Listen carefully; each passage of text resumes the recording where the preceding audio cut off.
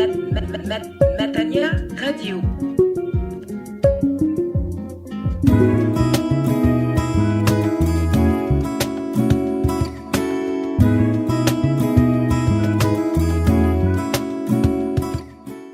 Chers auditeurs de Radio Matania, je vous salue dans le beau et précieux nom de notre Seigneur Jésus-Christ. C'est le moment de la prédication, une prédication du pasteur Claude Missindibazi qui a pour titre l'Ascension de Jésus. L'Ascension de Jésus et les textes de référence sont les suivants. Actes des Apôtres, le chapitre 1, les 14 premiers versets. Actes des Apôtres, chapitre 1, les 14 premiers versets, et l'évangile selon Luc, chapitre 24, versets 50 à 52. Luc 24, 50 à 52. C'est une prédication qui est axée sur l'ascension, l'élévation du Christ. Vous y découvrirez la définition de l'ascension, vous comprendrez tout ce qui concerne l'ascension. Je vous la recommande fortement et je prie le Saint-Esprit qu'il parle à votre cœur, et moi je vous encourage à ouvrir vos cœurs et à être ainsi instruits par le Dieu vivant. Soyez bénis. Voilà, nous nous levons à la lecture de la parole de Dieu, s'il vous plaît. Actes des Apôtres, chapitre 1, verset 1. J'avais consacré mon premier livre, Théophile, à tout ce que Jésus avait fait et enseigné depuis le commencement. Jusqu'au jour où, après avoir donné dans l'Esprit Saint ses instructions aux apôtres qu'il avait choisis, il fut enlevé. C'est à eux qu'il s'était présenté vivant après sa passion. Il en avait eu plus d'une preuve alors que pendant 40 jours, il s'était fait voir d'eux et les avait entretenus du règne de Dieu. Au cours d'un repas avec eux, il leur recommanda de ne pas quitter Jérusalem, mais d'y attendre la promesse du Père, celle, dit-il, que vous avez entendue de ma bouche. Jean a bien donné le baptême d'eau, mais vous, c'est dans l'Esprit Saint que vous serez baptisés d'ici quelques jours. Ils étaient donc réunis et lui avaient posé cette question: Seigneur, est-ce maintenant le temps où tu vas rétablir le royaume pour Israël? Il leur dit: vous n'avez pas à connaître les temps et les moments que le Père a fixés de sa propre autorité. Mais vous allez recevoir une puissance, celle du Saint-Esprit, qui viendra sur vous. Vous serez alors mes témoins à Jérusalem, dans toute la Judée et la Samarie, et jusqu'aux extrémités de la terre. À ces mots, sous leurs yeux, il s'éleva, et une nuée vint le soustraire à leur regard.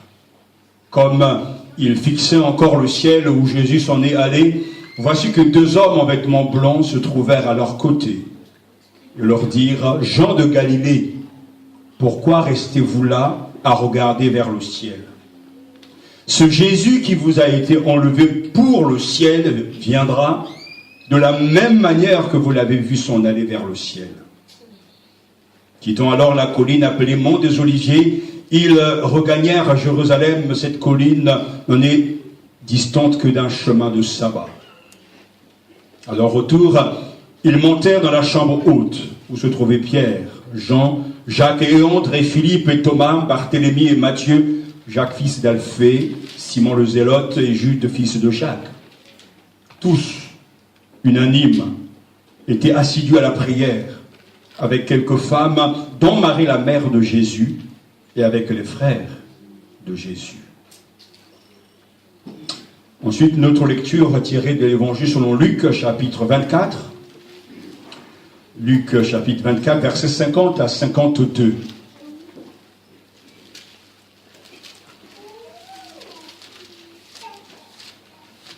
Luc, chapitre 24, verset 50. Ensuite, il les emmena hors de la ville jusqu'aux environs de Béthanie. Et là, élevant ses mains, il les bénit. Pendant qu'il le bénissait, il les quitta et fit enlever au ciel. Quant à eux, après l'avoir adoré, ils retournèrent à Jérusalem, le cœur rempli de joie. Amen. Prions le Seigneur. C'est avec ces paroles que nous avons fini cette lecture, Seigneur. Après l'avoir adoré, les disciples retournèrent à Jérusalem, le cœur rempli de joie. Il y avait des raisons de se réjouir. Ils avaient des bonnes raisons. Et ce matin, nous voulons nous aussi, de ta part, recevoir ces bonnes raisons, ces motifs de réjouissance. Parce que nous voulons nous aussi, par la foi, te voir élevé au plus haut des cieux, te contempler de la gloire.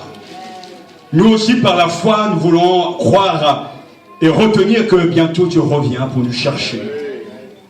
Nous aussi, Seigneur, nous voulons exalter ton nom et nous t'adorons parce que tu as reçu le nom qui est au-dessus de tout nom et que tout pouvoir t'a été donné dans le ciel et sous la terre.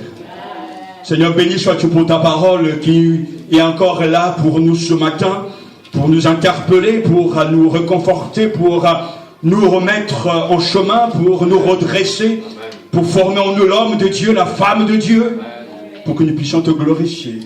Nous accueillons cette parole comme étant ta parole. Seigneur, que par ton esprit, tu nous touches.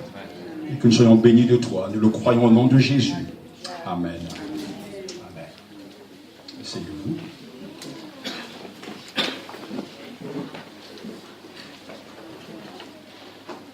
Dans ces deux récits d'ascension, le texte se concentre sur un face-à-face. Jésus s'en va et les disciples regardent. Nous avons ici une scène vivante de l'élévation du Seigneur Jésus-Christ. Alors que je relisais mes notes, mes yeux se sont tournés vers ce tableau que nous avons depuis quelques années, l'œuvre du peintre Dali, appelée l'élévation du Christ. Ce tableau est magnifique et nous l'avons accroché donc dans le mur de notre maison.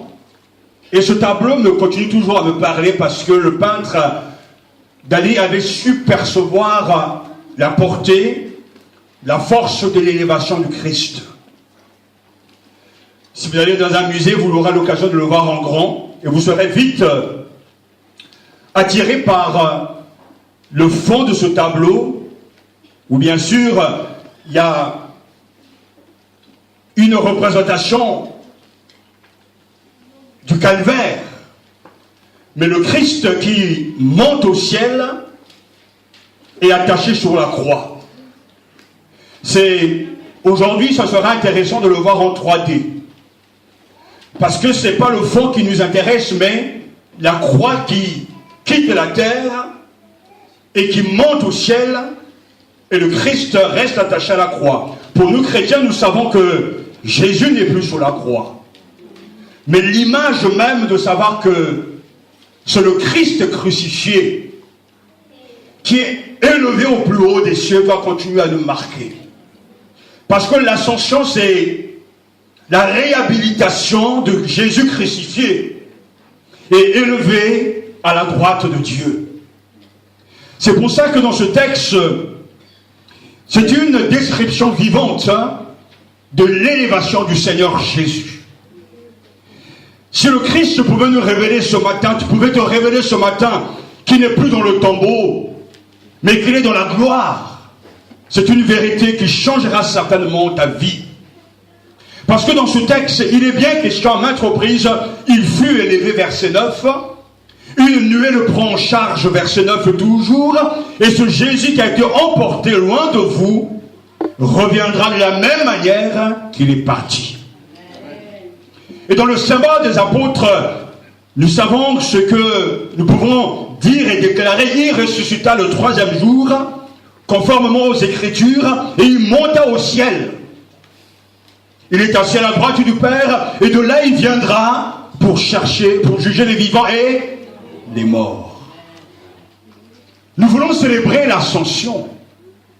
Et nous voulons comprendre ce que la Bible dit concernant cette fête. Et c'est pour ça que mon attention a été encore attirée par ces quelques paroles de Luc. Les disciples retournèrent à Jérusalem, le cœur rempli de joie. Êtes-vous triste ce matin? Êtes-vous dans la joie? Que soit l'état d'âme, notre état d'âme, cet état d'âme est conditionné par les choses extérieures. Quand nous recevons une bonne nouvelle, la joie est là. Quand nous recevons une mauvaise nouvelle, la tristesse est là. Mais c'est toujours des choses extérieures qui nous influencent.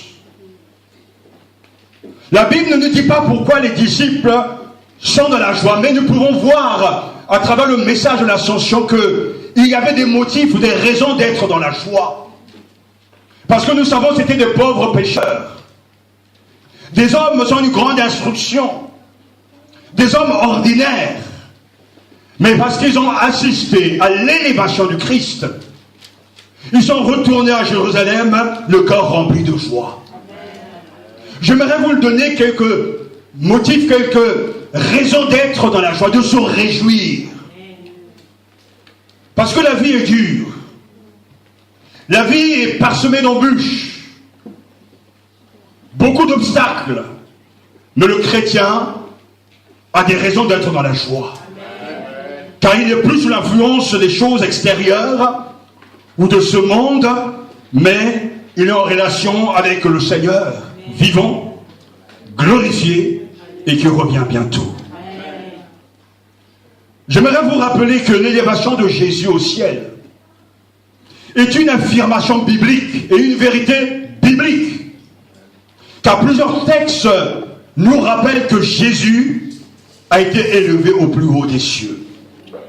Dans Philippiens chapitre 2 verset 9, il est écrit: c'est pourquoi Dieu aussi l'a souverainement élevé et lui a donné le nom qui est au-dessus de tout nom. Dans Jean chapitre 17 verset 1, Jésus lui-même va prier ainsi. Après avoir ainsi parlé, Jésus leva les yeux au ciel et dit: Père, l'heure est venue, glorifie ton Fils, afin que ton Fils te glorifie. Et dans 1 Timothée chapitre 3 verset 16, et sans contredit le mystère de la piété est grand, celui qui a été manifesté en chair, justifié par l'Esprit, vu des anges, prêché aux gentils, cru dans le monde, et élevé dans la gloire. Et dans Actes chapitre 2 verset 33, élevé par la droite de Dieu, il a reçu du Père le Saint-Esprit qui avait été promis, et il a répondu comme vous le voyez et l'entendez. Nous devons croire ces vérités. Et nous devons affirmer ces vérités, car la Bible proclame que Jésus a été souverainement élevé. Et les anges sont venus expliquer cette bonne nouvelle. C'est encore eux qui ont annoncé la résurrection. Ces êtres célestes au service de Dieu et au service des hommes sont là pour expliquer aux disciples le vrai sens de l'ascension. Et comme ils avaient les yeux attachés au ciel, pendant qu'ils s'en allaient, deux hommes se présentèrent à eux en vêtements blancs. Les anges de Dieu sont là. Et leur dirent: hommes galiléens, pourquoi vous tenez-vous là? Regardez le ciel. C'est Jésus qui a été enlevé d'avec vous dans le ciel, reviendra de la même manière que vous l'avez vu monter au ciel. 4 fois dans ce court passage, le mot ciel y revient. Le ciel réfère ici à la demeure de Dieu. Ce n'est pas le ciel des oiseaux ou bien le ciel des étoiles, non. Il est question ici de la demeure de Dieu. Et la Bible dit dans Ephésiens chapitre 4 verset 10 que Christ est monté au-dessus de tous les cieux afin de tout remplir. Et quand dans Actes chapitre 1, le Seigneur dit au revoir à ses disciples, le récit de l'ascension nous remplit de joie. Et comme les disciples, l'événement de l'ascension nous remplit de joie, nous aussi, car Dieu a réhabilité Jésus le crucifié et l'a élevé à sa droite. En allant nous préparer une place au ciel, en attendant son retour imminent, nous entretenons cette espérance de le rejoindre. Le cœur rempli de joie, pourquoi? Nos cœurs sont remplis de joie, pourquoi? Mais parce que là où Jésus est monté, nous avons l'espérance de le rejoindre. Jésus dit que votre cœur ne se trouble pas. Ayez foi en Dieu. Ayez foi aussi en moi. Dans la maison de mon Père, il y a beaucoup de demeures. Si ce n'était pas vrai, je vous l'aurais dit, en effet, je vais vous préparer une place. Lorsque je vous aurai préparé une place, je reviendrai et je vous prendrai avec moi. Afin que vous soyez vous aussi là où je suis. Rappelez-vous que Jésus s'adresse à ses disciples, à ceux qui l'ont accepté comme Seigneur et Sauveur, à ceux qui ont pris leur croix, accepté donc de souffrir en son nom, à ceux qui ont décidé de marcher avec lui. Et c'est pour eux que Jésus prie dans Jean chapitre 17, et c'est à eux aussi que Jésus s'adresse dans ce texte de Jean chapitre 14, verset 1-3, que votre cœur ne se trouble pas, je m'en vais. Vous allez vivre ces quelques temps sans moi. Après les avoir habitués à vivre ensemble, à fréquenter le Seigneur, Jésus doit retourner auprès de son Père. Et leur dit, ayez foi en Dieu, ayez foi aussi en moi. Parce que dans la maison de mon Père, il y a beaucoup de demeures. Si ce n'était pas vrai, je vous l'aurais dit, mais Jésus ne ment pas. Je m'en vais vous préparer une place. Lorsque je vous aurai préparé une place, quelle image, comme si Jésus devait travailler pour nous et travaille pour nous. Je reviendrai et je vous prendrai avec moi afin que vous soyez vous aussi là où je suis. C'est la raison, la première raison de se réjouir. C'est pour ça qu'à l'ascension on se réjouit. Parce que Jésus est monté au ciel. Et nous avons l'espérance de le rejoindre. Parce que le départ de Jésus est aussi une arrivée. En montant au ciel, Jésus quitte cette terre. Et il entre dans sa gloire. Et il dit à ses disciples, car je vis, et vous vivrez aussi. Jean chapitre 14. Je veux me réjouir ce matin, parce que le Seigneur a ouvert un accès, un chemin au ciel. Qu'il est parti pour moi là-haut. Préparer une place dans la cité éternelle. Une place au paradis. Là où il n'y a pas de pleurs, il n'y a pas de larmes. Là où il n'y a pas de chômage, là où il n'y a pas de maladie, c'est là où Jésus est parti préparer une place. Il est parti préparer une place pour tous ses disciples. C'est pour ça que le chrétien peut connaître des moments difficiles ici-bas, être de fois malmené, mais il y a une grande espérance. Une espérance solide, une espérance stable. Le Christ a promis une place pour lui, a promis une place au ciel. Donc, malgré cette absence, je m'en vais pour votre bien. Vous préparez une place. Son ascension prépare notre glorification et nous donne l'assurance qu'il est allé nous préparer une place. Le fait qu'il soit mort, ressuscité, élevé au plus haut des cieux, c'est déjà une preuve que nous aussi à la fin nous serons glorifiés. Et c'est pour ça que les disciples ont le cœur rempli de joie.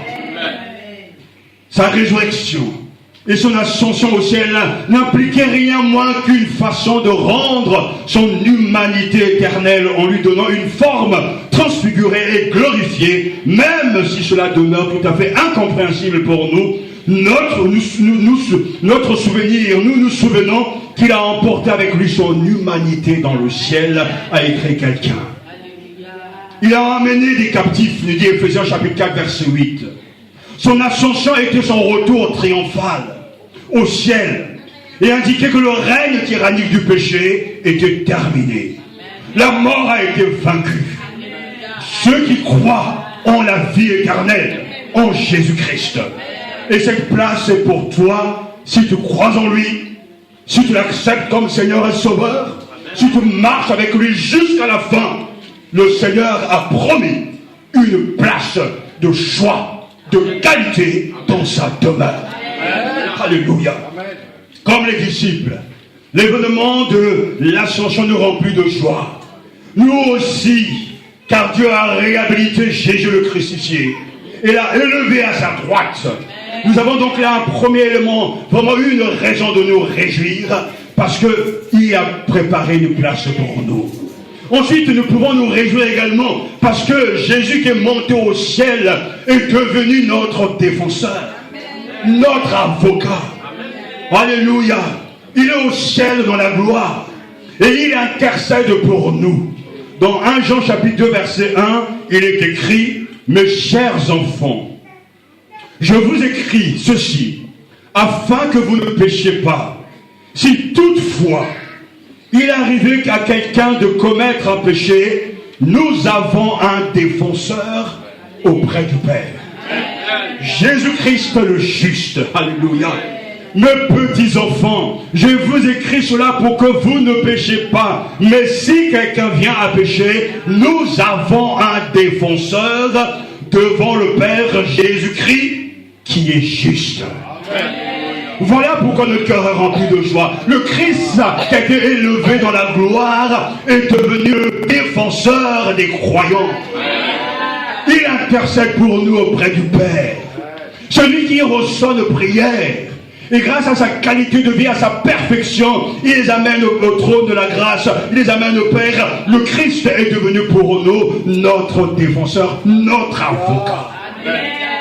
Il convenait en effet à celui pour qui et par qui tout existe et qui voulait conduire à la gloire une multitude de fils, de mener à l'accomplissement par des souffrances l'initiateur de leur salut. Hébreux chapitre 2 verset 10, le Christ est entré dans la gloire. Il est le pionnier, le chef de file, le capitaine de notre foi, le conducteur, le champion, alléluia, celui qui devait leur ouvrir le chemin du salut et qui nous a ouvert le chemin de la foi. Le Christ, en entrant dans sa gloire, est maintenant en train d'exercer un ministère sans précédent. Il intercède. Sa présence dans le lieu saint est une intercession. Ce chef et guide remplit une fonction de médiateur, car il n'y a pas de salut en dehors de lui. L'homme ne peut pas sauver en dehors de lui. Tout ce dont nous avons besoin est en lui. Le Christ est entré dans la gloire et il n'est pas entré pour lui-même, mais il est entré pour les croyants. Nous avons un défenseur auprès du Père ou devant le Père. Et Satan, qui est le roi des moqueries, le roi du découragement, de la culpabilité, fera son travail pour nous culpabiliser, pour nous retarder, pour nous cribler de tant de mots. Mais si à chaque fois je reconnais mes péchés, si à chaque fois tu reconnais tes fautes, tu les confesses au Seigneur Jésus et tu reçois le pardon de Dieu grâce au sang précieux de Jésus, alors oui, tu peux te réjouir. Parce que Jésus n'est pas contre toi, Jésus est pour toi. Amen. Jésus est ton défenseur. Face au prince des ténèbres, montre-lui Jésus. Face à l'accusateur, montre-lui Jésus. J'ai un défenseur. Quelqu'un qui est là pour moi. Quelqu'un qui veille sur ma vie. Qui me protège. Alléluia. Et dans la gloire, revêtu de puissance et de force. Parce que la chanson nous prouve que Jésus est dans la gloire. Et nous avons un défenseur auprès du Père. Le ciel a été vidé de tout ce que Satan a pu faire et accomplir. Le ciel a été vidé de tout ce qui est sale. Jésus est entré dans sa gloire. Il est digne d'adoration. Oui, le cœur est rempli de joie. Parce que nous savons qu'il est parti nous préparer une place. Parce que nous savons que nous avons un défenseur là-haut. Et quand le jour viendra où la trompette sonnera, où le Seigneur nous rappellera à lui, nous n'aurons pas dans les derniers moments de notre vie à craindre ou à trembler. Parce que le défenseur a déjà tout accompli sur la terre et est en train de tout accomplir là-haut. Alléluia, merveilleux sauveur. Nous avons un défenseur. les disciples étaient remplis de joie. Parce que l'événement de l'ascension, qui atteste que Dieu a réhabilité Jésus le crucifié et l'a élevé à sa droite, était la vérité centrale, le motif, la raison qui leur donnait cette joie. Parce qu'il y avait tant de bénédictions. Dans cette vérité, nous pouvons aussi également dire que l'ascension est le couronnement de son travail rédempteur. L'ascension était étroitement liée à la résurrection et en constituant la conséquence logique. C'est là vraiment le sommet, le couronnement de son œuvre. Le Christ qui est venu sur cette terre, qui a marché sur cette terre, qui a souffert, qui a été crucifié, qui a été mort, qui a été enseveli, qui est descendu dans le séjour des morts. Le troisième jour, il est ressuscité d'entre les morts. Il est monté au ciel, alléluia, auprès du Père, et de là il reviendra pour juger les vivants et les morts. L'ascension affirme, atteste que l'œuvre de Jésus est complète, définitive, il n'y a plus rien à ajouter. C'est une œuvre accomplie.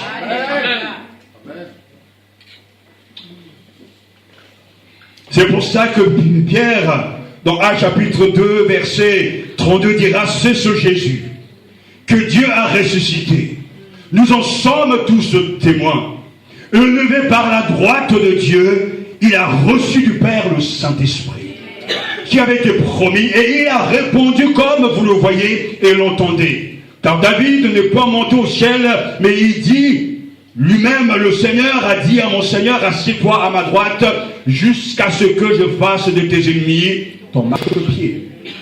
Que toute la maison d'Israël, que tous ceux qui sont matanés et autre part, sachent donc avec certitude que Dieu a fait Seigneur et Christ. C'est Jésus que vous avez crucifié. Alléluia. L'ascension constitue une démonstration complète et définitive. Son expiation avait résolu à tout jamais le problème causé par le péché et la rébellion de l'homme. Jésus dans la gloire, Jésus est élevé, et la preuve que tout est ok. Du côté du Père, tout est ok. Il est maintenant réhabilité. Lui qui a été pour un peu de temps inférieur aux hommes et aux anges, lui qui a été donc l'homme de Galilée, le temps est venu, et ce temps est là, où il a été élevé au plus haut des cieux. À cause de ce qu'il était, à cause de ce qu'il est, et à cause de ce qu'il a fait, il ne peut pas être autrement que le Père élève à sa droite le Fils de Dieu.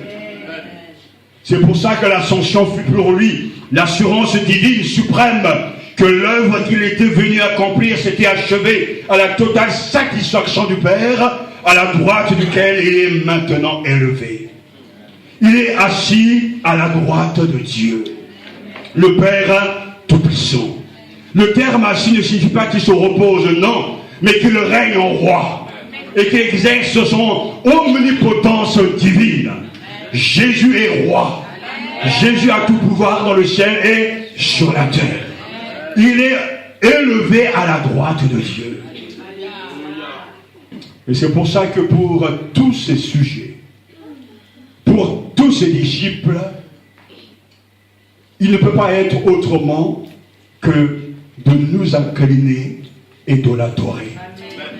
Parce que celui qui a été sur cette terre rejeté parmi les hommes est maintenant couronné de gloire et d'honneur. La foi s'approprie ses vérités.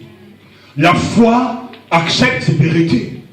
Et la foi proclame que Jésus est roi. Que Jésus est dans la gloire. Il n'y existe aucun domaine, frères et sœurs, même la X, lequel Christ n'a pas de droit. Et il n'existe aucun domaine non plus dans lequel ses serviteurs peuvent se dispenser de lui obéir. Le Christ est maintenant proclamé comme roi des rois et seigneur des seigneurs. Lui seul pouvait dire, personne n'est monté au ciel, si ce n'est celui qui est descendu du ciel. Jean chapitre 3, verset 13. Et ainsi donc ce matin, nous lui devons honneur et gloire. Amen. Respect et félicitations. Amen. Nous lui devons en tout cas une grande louange, un concert de louange à cause de la valeur de son œuvre. Amen. Il le mérite, il a mérité ces titres honorifiques. Amen. Il a mérité que le Père le glorifie. Car tout est accompli. Alléluia. Le cœur des disciples était rempli de joie. Le Christ qu'ils ont fréquenté, le Christ avec qui ils ont mangé, le Christ qu'ils ont vu faire des miracles, ce Christ est maintenant glorifié. Et quand ils sont en train de se séparer à Béthanie, il est en train de les bénir, et pendant qu'ils sont en train de bénir, ils s'élèvent et une nuée, symbole de la présence de Dieu, prend en charge le Christ. Et les disciples regardent. Et non, les anges éternels disent, mais pourquoi regardez-vous le ciel? Non, il est temps maintenant de continuer. Parce qu'il est parti, mais il va revenir. Et ils adorèrent et ils repartirent à Jérusalem, le cœur rempli de joie. Car ce que le Seigneur leur avait dit, maintenant c'est accompli. Ce n'est plus le même, bien que ce soit le même corps, le même cœur, mais un Christ glorifié, un Christ glorieux, un Christ souverain, qui va dire à ses disciples, allez donc, puisque je suis le roi. Alléluia. Ça doit remplir le cœur de joie. Même si tout ne semble pas sous le contrôle du roi, le monde est en train de nous renvoyer une image du rejet du Créateur, du rejet du Maître souverain. Les circonstances sont en train de témoigner contre nous, pensant que nous sommes derrière, pensant que nous sommes inférieurs, pensant que nous sommes battus déjà. Non! La foi regarde l'invisible. La foi lit la Bible. Et la Bible dit que Dieu l'a souverainement élevé au plus haut des cieux et qu'il a reçu le nom qui est au-dessus de tout nom. Un jour viendra, je vous parler justement de la réalité spirituelle. Dans quelle réalité vivons-nous? Ce que nous voyons ou ce que nous ne voyons pas? La Bible dit dans Hébreux chapitre 11 concernant Moïse, il quitta l'Égypte car il voyait l'invisible. Quand un homme marche selon l'homme, il est influencé par ce qu'il voit. Il est influencé par les circonstances. Parce qu'il n'a pas pénétré le monde spirituel. Mais celui qui a la foi de la Bible, et la Bible dit, et ce que Dieu dit est vrai. Amen. La foi s'empare de cette vérité. Amen. Il a été élevé au plus haut des cieux. Mais sinon je ne vois rien, je ne ressens rien. Les Français n'acceptent pas l'évangile. Les Français ne veulent pas se convertir. Qu'importe, soit ce que Dieu dit est vrai, soit ce que tu crois, ce que le monde te montre de croire. Mais moi j'ai choisi de croire ce qui est écrit, que Christ a été souverainement élevé et il a reçu le nom au-dessus de tout nom, afin qu'au nom de Jésus tout genou fléchisse et que tout l'homme confesse que Jésus-Christ est Seigneur à la gloire de Dieu le Père. C'est écrit.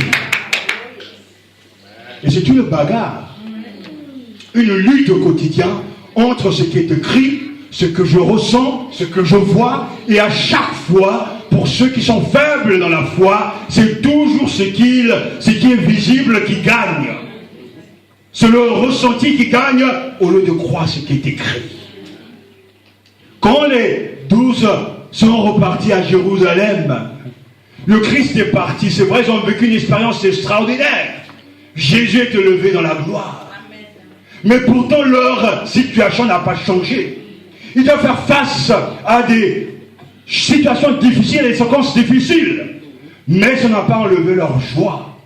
Parce qu'ils ne vivaient pas selon les apparences, mais selon les vérités bibliques. Comme les disciples, chers amis, chers frères et sœurs, l'événement de l'ascension nous remplit de joie. Nous aussi, car Dieu a réhabilité Jésus, le crucifié, et l'a élevé à sa droite. Il est parti nous préparer une place, et en attendant, il nous laisse une promesse, mais une promesse infaillible.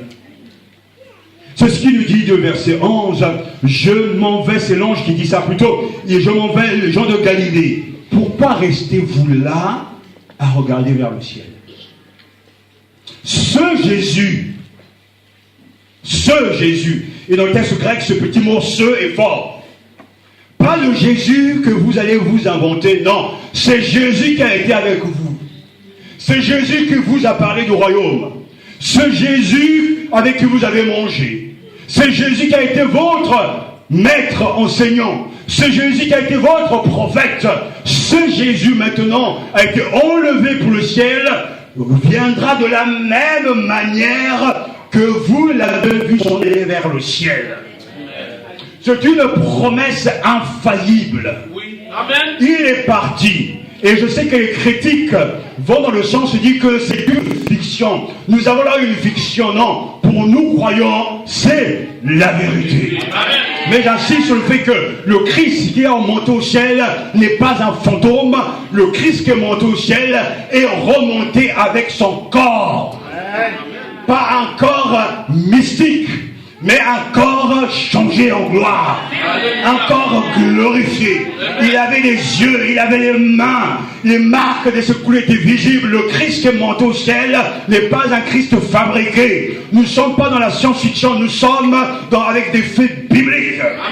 Et c'est pour ça que l'ange de l'Éternel dit, ce Jésus-là, pas l'autre, que vous avez, qui vous a été enlevé pour le ciel, viendra de la même manière que vous l'avez vu s'en aller vers le ciel. Jésus promet de revenir. Il reviendra. Jésus revient. En lisant ce texte, il va revenir, ça nous fait penser à cet acteur, je reviendrai. Mais lui, il ne revient pas pour longtemps, lui, en tout cas.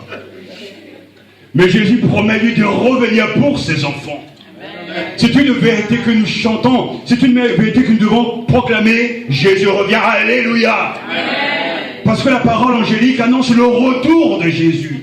Caché au ciel, il va revenir. Et la Bible dit maintes fois que Jésus va revenir. Si donc vous êtes ressuscité avec le Christ, cherchez les choses d'en haut. Où Christ est assis à la droite de Dieu. Affectionnez-vous aux choses d'en haut et non à celles qui sont sur la terre, car vous êtes morts et votre vie est cachée avec Christ en Dieu. Quand Christ, votre vie paraîtra, alors vous paraîtrez aussi avec lui dans la gloire. Colossiens chapitre 3, versets 1 à 4. Que le ciel doit recevoir jusqu'au temps de rétablissement de toutes choses dont Dieu a parlé anciennement par la bouche de ses saints prophètes. Actes chapitre 3, verset 21. Et pour attendre des cieux son Fils, qu'il a ressuscité des morts, Jésus, qui nous délivre de la colère à venir.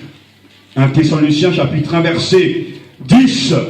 Car le Seigneur lui-même a un signal donné à la voix d'un archange et au son de la trompette de Dieu descendra du ciel. Et les morts en Christ ressusciteront premièrement. 1 Thessaloniciens chapitre 4 verset 16, et de vous donner à vous qui êtes affligés du repos avec nous, lorsque le Seigneur Jésus apparaîtra du ciel avec les anges de sa puissance. 2 Thessaloniciens chapitre 1 verset 7, et Apocalypse chapitre 1 verset 7 nous dit, voici, il vient, avec les nuées. Et tout le verra, même ceux qui l'ont percé, et toutes les tribus de la terre se lamenteront à cause de lui. Oui, amen. Jésus promet de revenir pour ses disciples. Ensuite, nous les vivants, qui seront restés, nous serons tous ensemble, enlevés avec eux sur des nuées, à la rencontre du Seigneur dans les airs. Ainsi, nous serons toujours avec le Seigneur. Alléluia. C'est ça la raison, une raison de plus de se réjouir, d'avoir le cœur rempli de joie, parce que Jésus a promis de revenir. Alors comme au temps de Noé, le monde continue à se moquer de lui. Les uns les autres se marient, d'autres construisent leur maison, D'autres sont dans leur loisir et entre-temps Noé est en train de construire l'arche. On n'a pas le temps pour le Seigneur. On n'a pas le temps pour Jésus. Mais viendra le jour, et j'espère pas pour vous que vous soyez surpris, parce qu'au son de la trompette, Jésus viendra dans toute sa gloire. Oh, alléluia, quel jour! Ce jour-là, tout va exploser. Les riches, les érudits, les pauvres, tous vont reconnaître la grandeur du roi. Rien ne pourra cacher sa face, rien. Les gens auront tellement peur, les titres vont exploser. Le gars qui dira, moi j'étais président de ceci, c'est fini. Le dira, moi je suis riche, c'est fini. Parce que le roi vient. Amen. Et il va appeler à lui tous ses élus dans les airs. Pour un moment de communion incroyable, de joie, jusqu'à ce que lui-même arrive et va poser les pieds sur le mont Sion et viendra bien ensuite les événements des temps de la fin et le jugement dernier et la fin et la destinée éternelle pour les uns et les autres. C'est une vérité capitale. Jésus a promis de revenir. Il reviendra comme il est parti, descendant du ciel sur les nuées. Tandis que ses élus monteront à sa rencontre également sur les nuées. Alléluia! Quel ascenseur! Pas de bouton. Parti. Cela remplit nos corps de joie. Même s'il y avait un peu de tristesse, la tristesse est bannie par la joie de savoir qu'il viendra nous chercher. Il ne nous a pas laissé tomber, il ne nous a pas abandonnés. Non, il est parti préparer une place. Il va revenir. Frères et sœurs, en attendant cette échéance, les chrétiens doivent demeurer unis par la foi à leur Seigneur glorifié. Aspirer, penser aux choses d'en haut. Et rêver un peu du royaume céleste. Que votre cœur soit là-haut. Que votre préoccupation soit céleste. Affectionnez les choses d'en haut. Les vraies. Car notre vie est cachée avec le Christ en Dieu. Notre cité est dans les cieux. Notre maison est dans les cieux. Notre roi est dans les cieux. Et par le Saint-Esprit dans notre cœur. Et j'aimerais dire que c'est un sujet de joie. Nous avons là vraiment des raisons de nous réjouir. Parce que nous avons tant de bénédictions. Mais j'aimerais, avant de finir, vous laisser aussi les devoirs que Dieu nous laisse. Il est parti, c'est vrai. Il est parti nous préparer une place. Il viendra nous chercher. Si nous avons là la preuve que notre roi domine. Mais en même temps, ce Jésus qui est parti, alors qu'il est en train de dire au revoir à ses disciples, dans Acte 1, va en tout cas leur dire, en même temps que Jean nous dit, Jean chapitre 19, verset 30, dit que tout est accompli sur la croix, le même Jésus recommande à ses disciples de continuer l'œuvre. Le tout est accompli signifie que le salut maintenant est complet. Amen. Possible. Nous pouvons être sauvés. Amen. Et Dieu peut sauver parfaitement ceux qui croient en Jésus. Amen. Mais cette œuvre n'est pas finie car Jésus, avant de partir, va laisser un travail inachevé. Matthieu chapitre 28 dit que tout pouvoir m'a été donné dans le ciel et sur la terre. Et il dit à ses disciples, allez et faites de toutes les nations mes disciples. Ce Jésus qui est parti de la gloire nous laisse du boulot. Et il s'adresse à ses disciples. Allez et faites de toutes les nations mes disciples. Allez, le travail est inachevé. Allez leur dire que le salut est possible. Amen. Allez leur dire que le Christ est suffisant. Amen. Allez leur dire que Jésus est Seigneur. Amen. C'est là notre témoignage, c'est là notre force. Jésus part, mais il laisse un travail inachevé. Et ce qui est fantastique, c'est que quand l'ange éternel s'adresse aux disciples, il dit, mais Jean de Galilée, il parle à des gens ordinaires, des gens sous-qualifiés, mais les gens qui vont faire la différence. Car celui qui les envoie est le roi de l'univers. Celui qui les envoie pourvoira à tous leurs besoins. Celui qui leur envoie a déjà les clés de toute l'humanité, de tout l'humanité. Il détient les clés de chaque cœur, les destinées de chacun. Le Christ qui les envoie n'est pas un Christ vaincu, non, c'est le Christ vainqueur. Le mandat qu'il leur donne découle de cette affirmation: tout pouvoir m'a été donné dans le ciel et sur la terre. Dans ce cas, en conséquence, allez. Amen. C'est pour ça que quand Dieu envoie quelqu'un, il ne peut pas échouer. Tous ceux que Dieu appelle et qu'il envoie ne peuvent pas échouer. Parce que dès le commencement, nous sommes déjà des vainqueurs. À cause de celui qui a tout pouvoir dans le ciel et sur la terre. Que les hommes refusent l'évangile est un fait.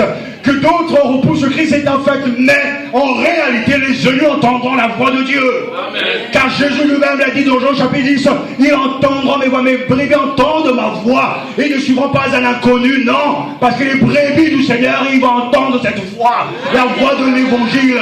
Ils vont entendre la bergerie de Dieu. C'est un fait. Je crois que Dieu m'a appelé. Et que ce que Dieu m'appelle à faire, je ferai, je réussirai par sa grâce. Parce que c'est lié à son appel à lui. Est-ce que ça enlève la réalité du monde? Non. Les doutes, il y en aura. Il y aura des déceptions, il y aura un moment de découragement. Mais celui qui est fidèle à lui-même, qui nous tient, qui nous envoie, ne peut pas se rélier. C'est lui qui dit allez, c'est pas moi. Ce n'est pas un homme, ce n'est même pas l'envie de faire, non. C'est le Christ qui donne un mandat à ses disciples. Allez parce que tout pouvoir m'a été donné au ciel et sur la terre. Donc, quand nous célébrons cette fête de l'Ascension, nous devons nous rappeler que nous avons tant de bénédictions et tant de devoirs. Nous sommes entrés dans une œuvre inachevée. Et c'est un privilège. Parce que l'ange dit homme Galilée de Galilée. Donc, peut-il venir quelque chose de bon de Galilée? Peut-il venir quelque chose de bon du Congo? Peut-il venir quelque chose de bon de Côte d'Ivoire? Ou bien de, je ne sais pas, de n'importe quel autre pays? Peut-il venir quelque chose de bon des États-Unis, de Paris? Oui, quand c'est Dieu qui te choisit. Car Jésus était un homme de Galilée. C'est l'endroit où on ne veut pas être. C'est pas l'endroit de la mode. Comme aujourd'hui, là où il faut être, c'est Paris. New York. C'est Londres. C'est Rome. C'est là où il faut être vu. Et pour réussir. Mais Galilée, oh, c'est le petit patelin, le petit village là-bas, c'est là où Jésus de Nazareth. Mais c'est un bled. On n'a pas envie d'acheter un terrain là-bas, quoi. Ou si on achète un terrain, c'est pour construire une cabane. Parce que c'est vraiment un endroit où il n'y avait rien là. Parce que c'est justement Nazareth, c'est l'endroit où il y avait un mélange de pratiquement des païens et des autres, c'était là. Donc c'est vraiment pas le coin où il faut être, quoi. Il faut être dans le 16e. Comme aujourd'hui on dit à Paris, j'ai vu où dans le 16e? Je me souviens, j'avais un copain qui habitait dans le 16e. Mais il habitait dans les tout en haut, dans les maisons de vol. Donc à chaque fois on me disait, hey, tu habites où? Je suis dans le 16e, mais il ne précise pas. Je suis à part de Saint-Cloud, là. Lui, tu vas où? Alors je m'invite chez lui, il faut monter les escaliers, tout en haut, dans une petite pièce. C'est là qu'il se pirate depuis le temps. À chaque fois, je me mets son matelas préparé parce qu'il est tellement petit que. Mais quand il donne l'adresse, je suis dans le 16e. Le manque de méditer, quoi. Et quand on parle justement de Nazareth, c'est un peu ça, c'est vraiment le coin, il ne faut pas être. Mais pourtant, Jésus est bien Jésus de Nazareth, l'homme de Galilée. Et celui qui va faire toute la différence. Jésus, en partant, nous a laissé un travail inachevé, frères et sœurs. Et nous avons tous des responsabilités. Nous avons tous le privilège de pouvoir servir le roi. Nous avons tous le privilège de proclamer un message que l'on ne peut pas contester. Parce que le Jésus qui s'adresse à eux, et dont Luc nous rappelle les faits, il dira justement que c'est à eux qu'il s'était présenté vivant après sa passion. il en avait fait plus d'une preuve alors que pendant 40 jours, il s'était fait voir d'eux et ils avaient entretenu le règne de Dieu. Jésus est ressuscité, mais pendant 40 jours, il reste avec ses disciples. Pourquoi? Moi, je serais déjà parti. Pendant 3 ans, ils m'ont fatigué, je m'en vais. Mais non, Jésus reste d'abord pour leur donner la preuve qu'il est ressuscité. Mais il continue pourtant à les enseigner. C'est incroyable. Nous savons que le ministère de Jésus a été un ministère d'enseignement. Pendant qu'il était avec ses disciples, il les appelait à lui pour les enseigner. Après sa mort et sa résurrection, Jésus va rester 40 jours avec eux pour les enseigner encore. Le verset 3 nous dit très bien, pendant 40 jours, il s'était fait voir d'eux et les avait entretenus de quoi? Du règne des cieux. Le même message qu'il a prêché, le même message qu'il a démontré, continue après sa résurrection. C'est pour ça que le règne des cieux est le message capital. Et le message qui est au cœur de l'évangélisation. Nous devons aller proclamer un message que l'on ne peut pas contester, un message incontestable. Le règne des cieux s'est approché. C'est pour ça que dans Marc chapitre 1 verset 15, il dit oui, mais le temps est accompli, le royaume de Dieu s'est approché. Repentez-vous, convertissez-vous et croyez à la bonne nouvelle. Quand nous partons sous l'ordre du roi, sous l'autorité du roi, nous n'avons qu'un seul message. Ce message est plus puissant qu'on l'imagine. C'est un message incontestable. Le règne de Dieu est déjà là. Et Jésus, pendant ces 40 jours, va leur entretenir de ce royaume. Cela est un clin d'œil pour nous rappeler que ce message est beaucoup plus important qu'on l'imagine. Car Jésus a prêché la venue du royaume des cieux. Et tous ceux qui doivent être sauvés doivent croire qu'il est réellement le roi qui est venu et qui a réussi. Le message que nous avons à proclamer, c'est ce message. Jésus est roi. Car en fait, témoigner, ce n'est pas aller dire ce que Dieu a fait pour nous. Car dans la Bible, il n'est pas question même de lorsqu'on lit les actes des apôtres, Pierre ne se lève pas pour dire « Hé, frère, cher ami, j'étais un païen, j'étais un grand truand, un voleur à ne pas en finir. Jésus est entré dans ma vie, il m'a sauvé, alléluia. » Ça, c'est pas témoigner. Ça peut se faire dans le cadre de l'église locale. Mais quand nous témoignons à l'extérieur, lorsque nous parlons aux païens, le seul sujet, c'est Jésus. Il faut parler de Jésus, il faut leur donner Jésus. Et le Saint-Esprit est suffisamment puissant pour convaincre les cœurs. Ce n'est pas notre conversion qui doit les convaincre, non, c'est Jésus qui les attire à lui. Témoigner, c'est parler de Jésus. Et ensuite seulement parler de ce que Jésus a fait dans nos vies. Il leur laisse donc cette responsabilité, il leur laisse un message qu'on ne peut pas contester. Ensuite, leur laisse même un plan d'évangélisation. Dans toujours Actes chapitre 1 verset 8, il nous dit, mais vous allez recevoir une puissance.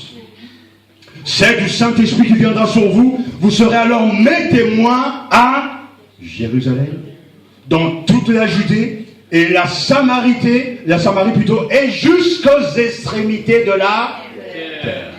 Le plan d'évangélisation est clair.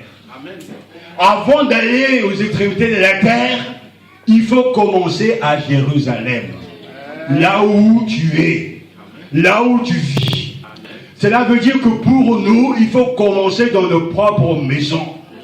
Avec nos frères et sœurs, nos amis, nos collègues de travail, c'est là où est en Jérusalem. Parce qu'on aime bien dire, oui, mais je vais évangéliser en dehors de ma maison parce que personne ne me connaît dehors. Une parenthèse sur ça signifie que je ne sais pas comment tu vis à la maison, tu dois peut-être vraiment être la bête noire de la famille. Mais on ne sait rien, même Jésus ne dit pas allez aux extrémités de la terre, non. Il commence d'abord à Jérusalem.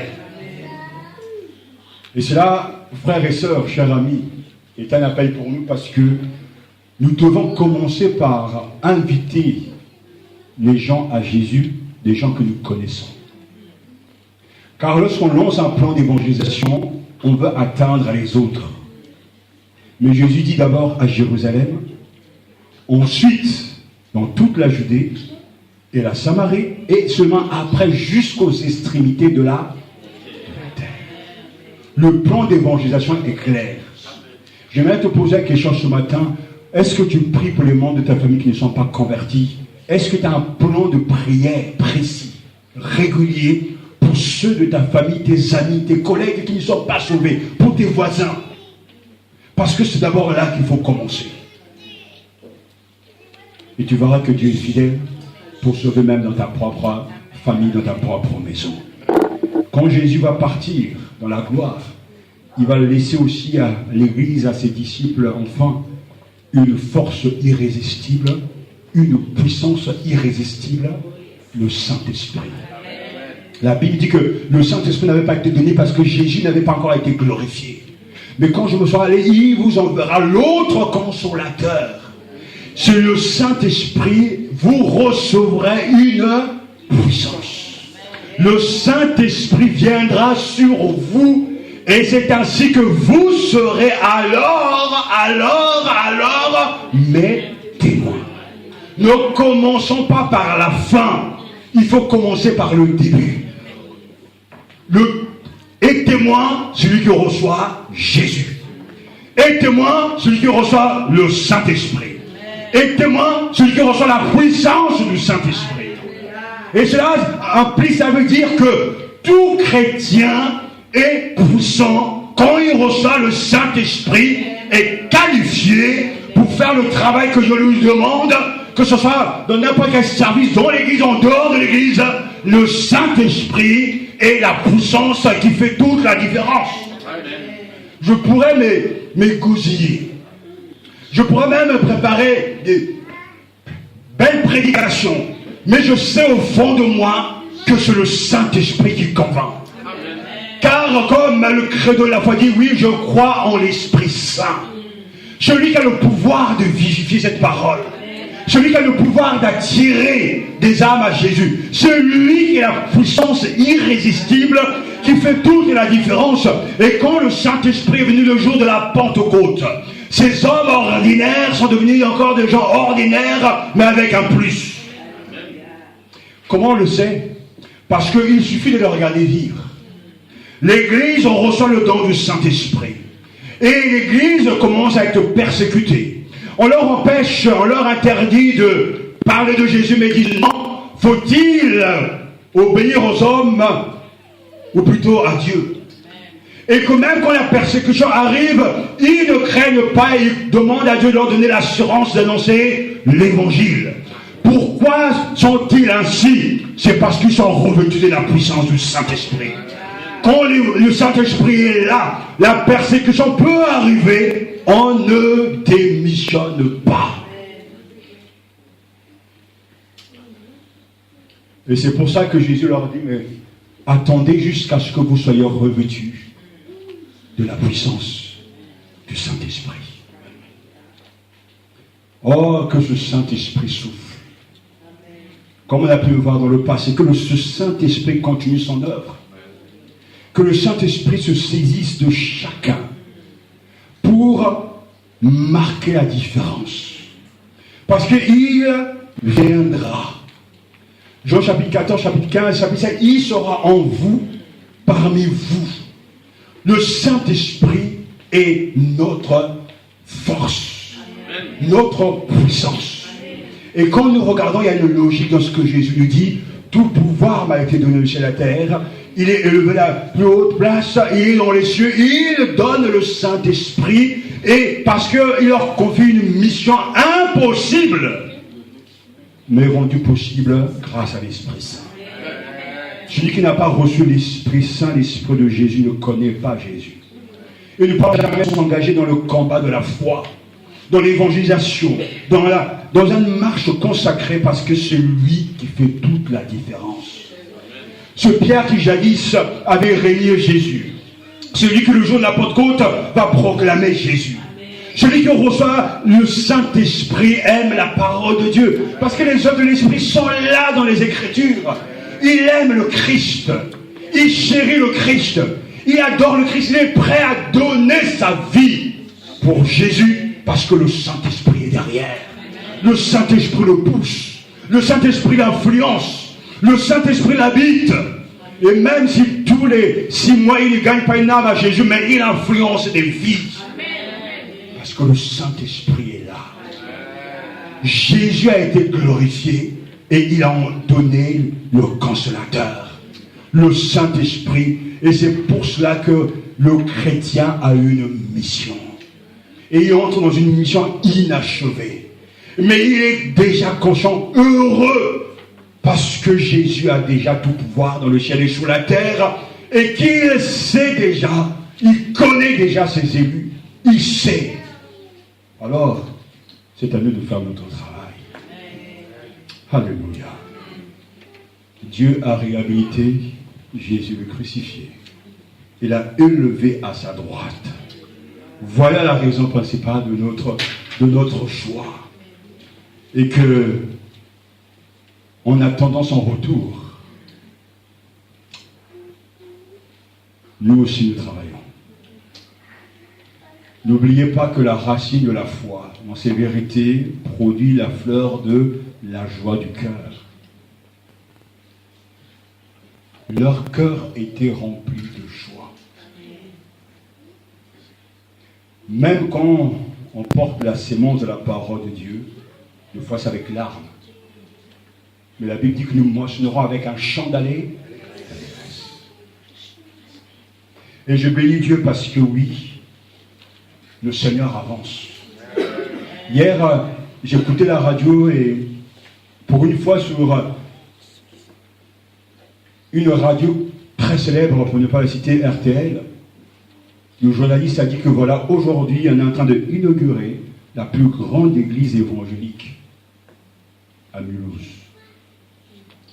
Et ils ont parlé des évangéliques, que ce sont des gens qui sont accrochés au Seigneur. Et il y a même un témoignage d'une dame qui dit justement, nous on aime Jésus. Et ce journaliste a dit que tous les 10 jours, il y a une église évangélique qui s'implante. Moi je me suis dit, où est-ce qu'il y a eu ces chiffres? Mais venant des journalistes, on peut leur faire confiance parce qu'ils savent fouiller. Mais même s'il y a 2 ou 3 personnes, il y a quelque chose qui se passe. Et que même lorsque les yeux ne semblent pas voir, c'est la force du royaume des cieux, c'est qu'il est en train d'avancer. Mais pendant qu'il est en train d'avancer en silence, certains sont en train de repartir en arrière. Il y a un tri qui se fait spirituellement. Alors que l'évangile est en train d'avancer et que deux fois nous juste dit, mais il n'y a rien qui se passe. Alors que pendant que nous disons qu'il n'y a rien qui se passe, Jésus est en train de conquérir des cœurs. Des Français sont en train de croire. Et un jour, on sera surpris du nombre de gens qui se sont convertis. Parce que Dieu a travaillé avec nous. J'ai pensé en préparant ce message pendant pratiquement 9 ans à Évry. On a évangélisé pratiquement tous les samedis. Au moins une fois par mois, on était dans les rues. Et souvent, on n'a rien vu. De temps en temps, les gens viennent et puis repartent. Mais à chaque fois que Satan veut nous décourager, la parole de Dieu arrive, il dit, mais celui qui porte la sémence avec des larmes, moissonnera avec chant d'allégresse. Et le Seigneur, pendant que je fais mon sport, regarde, voilà, tu vois, regarde ces arbres, regarde le printemps, tout est vert, mais entre-temps, il n'y avait plus rien. Crois simplement, la sémence a une puissance irrésistible. L'évangile a une puissance irrésistible. Le Saint-Esprit, une force invincible. Et croyez-moi, une enfance il agit. Ne regardez pas, ne cherchez pas, il y a eu l'ambiance, non. Le royaume de Dieu avance en silence. Il ne fait pas de bruit. C'est comme un peu de levure dans une pâte. Et ça monte. Alléluia. Je bénissais Dieu, donc il a dit, voilà Seigneur, je ne savais pas, louons, que ton nom soit glorifié. Nous ne faisons pas de bruit, mais toi tu travailles. Et ça, c'est nos sujets de réjouissance. Pouvons-nous maintenant adorer le roi qui est dans la gloire?